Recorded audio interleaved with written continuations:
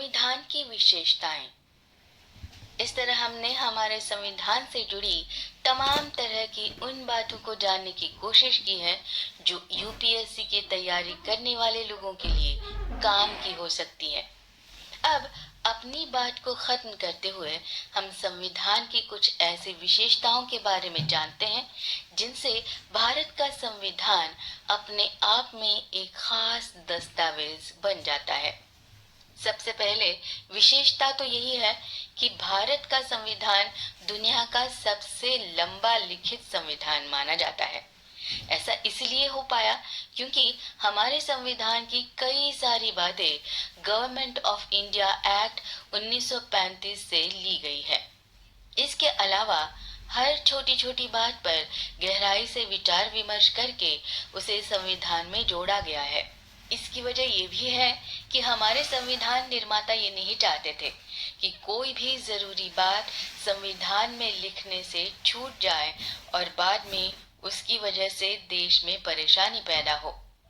भारत के संविधान के इतना विशाल होने की दूसरी वजह ये भी है कि अमेरिका की तरह हमारे यहाँ हर राज्य के लिए अलग अलग संविधान नहीं है, बल्कि पूरे देश के लिए एक ही संविधान काम करता है और उसी के मुताबिक देश के हर नागरिक को अपना काम करना होता है। इसी तरह किसी देश का संविधान लिखित या अलिखित किसी भी रूप में हो सकता है। ऐसे में अमेरिका का संविधान जहां पूरी तरह लिखित है, तो वही ब्रिटेन का संविधान कहीं भी लिखा ही नहीं गया है। भारत का संविधान भी अमेरिका की तरह अच्छे से लिखा गया है। हालांकि संविधान में लिखे हुए शब्दों की व्याख्या करने की जिम्मेदारी सुप्रीम कोर्ट को दी गई है। ये भी मुमकिन है कि अलग अलग देशों के संविधान कठोर या लचीले हो सकते हैं।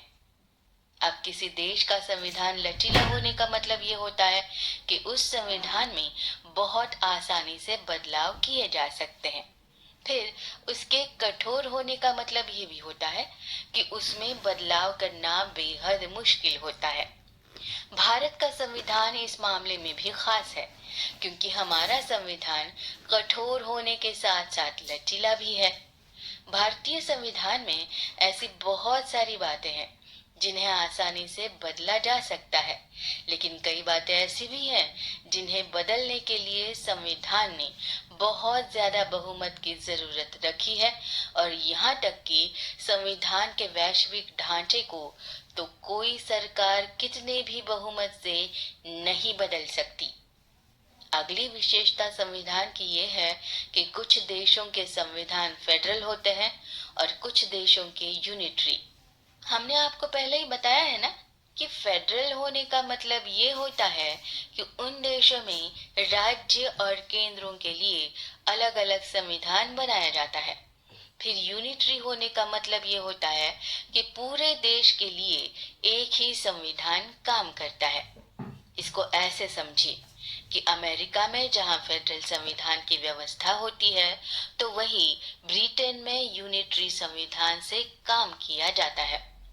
अब वही भारत इस मामले में खास है क्योंकि हमारे यहाँ केंद्र और राज्य की सरकारें अलग अलग होती हैं। यहाँ तक कि संविधान में दोनों स्तर की सरकारों के काम करने के लिए अलग अलग विषय भी बांट दिए जाते हैं। लेकिन तब भी भारत में संविधान सिर्फ एक ही पाया जाता है। यहाँ ऐसा कहने का मतलब है कि राज्य और केंद्र की अलग अलग सरकार होने पर भारत जहां एक और फेडरल व्यवस्था भी अपना रहा है, तो वहीं दूसरी ओर एक ही संविधान रखकर भारत में यूनिटरी व्यवस्था भी चल रही है। इसके साथ ही फेडरल और यूनिटरी की तरह आमतौर पर सरकारों को पार्लियामेंट्री या प्रेसिडेंशियल सिस्टम के रूप में भी बांटा जा सकता है। पार्लियामेंट्री सिस्टम का मतलब ये होता है कि देश का सारा काम प्रधानमंत्री और उसकी मंत्री परिषद द्वारा चलाया जाता है और प्रेसिडेंशियल सिस्टम का मतलब होता है कि देश का सबसे बड़ा अधिकारी राष्ट्रपति होता है और उसी के आदेश से हर काम किया जाता है। अब यूं तो भारत में देखा जाए तो हेड ऑफ द स्टेट राष्ट्रपति को कहा जाता है। राष्ट्रपति प्रधानमंत्री की नियुक्ति करता है और प्रधानमंत्री की सलाह पर राष्ट्रपति ही मंत्रिपरिषद का गठन भी करता है। और तो और देश की मंत्रिपरिषद भी राष्ट्रपति को चिट्ठी लिखकर ही इस्तीफा दे सकती है और वही भारत की तीनों सेनाओं का प्रमुख होता है। लेकिन इसके बावजूद भारत को पूरी तरह रेजिडेंशियल सिस्टम कहना बहुत गलत होगा, क्योंकि हमारे यहाँ राष्ट्रपति का चुनाव जनता द्वारा सीधे ना करवाकर अप्रत्यक्ष तरीके से करवाया जाता है, जिसमें देश के सांसद और राज्यों के विधायक वोट करते हैं। इसी वजह से राष्ट्रपति को देश का आधिकारिक हेड ऑफ द स्टेट तो माना जाता ही है, लेकिन देश का ज्यादातर कामकाज प्रधानमंत्री और मंत्रिपरिषद द्वारा किया जाता है। यहाँ तक कि राष्ट्रपति को भी अपने हर काम मंत्रिपरिषद प्रधानमंत्री के सलाहकार के साथ मिलकर करने होते हैं। इस तरह भारत में पार्लियामेंट्री और प्रेसिडेंट सिस्टम का एक मिश्रण पाया जाता है। ब्रिटेन में पार्लियामेंट्री सिस्टम में वहां के पार्लियामेंट सबसे बड़ी संस्था और उसी में उस देश की संप्रभुता मानी जाती है। इसलिए ब्रिटेन में संविधान की शक्तियों पर कोई पाबंदी नहीं होती है और वहां कोई लिखित संविधान भी नहीं होता जो संसद की शक्तियों पर लगाम लगा सके। इसी के साथ संसद द्वारा बनाए जाने वाले किसी भी कानून के खिलाफ फैसला लेने की शक्ति भी सुप्रीम कोर्ट के पास नहीं होती है।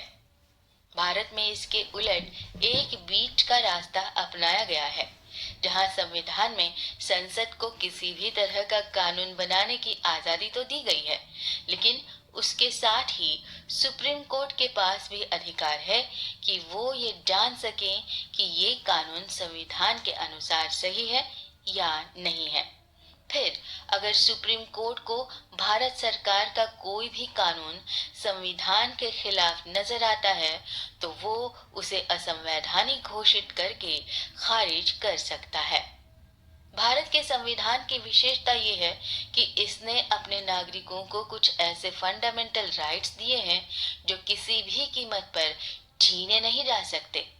साथ ही साथ जैसा हमने बताया है कि अगर इनके खिलाफ भारत की सरकार कोई कानून बनाती भी है या राज्य की सरकार इनको छीनने की कोशिश भी करती है तो कोई भी नागरिक सीधे सुप्रीम कोर्ट जाकर अपील कर सकता है। यहाँ तक कि इमरजेंसी के हालातों में भी आर्टिकल 20 और 21 के तहत आने वाले फंडामेंटल राइट्स बने रहते हैं। इसके अलावा डायरेक्टिव प्रिंसिपल्स के रूप में भविष्य में आने वाली सरकारों को दिशा निर्देश देने का भी काम किया जाता है। जब भारत अंग्रेजों की गुलामी से आजाद हुआ था तो भारत के हालात ऐसे नहीं थे कि वो कुछ जरूरी मुद्दों पर उस वक्त काम कर सके।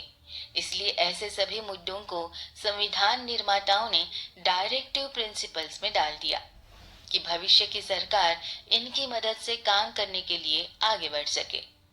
इसके अलावा भारत में सिंगल सिटीजनशिप पाई जाती है, यानी भारत का नागरिक सिर्फ भारत का ही नागरिक कहलाता है, न कि उस राज्य का जहां का वो रहने वाला होता है। उसके बिल्कुल उलट अमेरिका में हर व्यक्ति अमेरिका का नागरिक होने के साथ साथ अपने अपने राज्य का भी नागरिक होता है।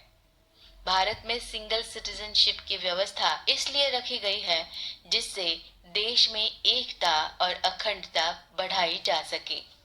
भारत के संविधान की एक विशेषता ये भी है कि यहाँ पर फंडामेंटल राइट्स के साथ साथ फंडामेंटल ड्यूटीज भी रखी गई हैं, यानी जहाँ एक और संविधान हर नागरिक को कुछ जरूरी अधिकार प्रदान करता है तो वहीं हर नागरिक पर देश के लिए कुछ न कुछ जिम्मेदारी भी छोड़ता है।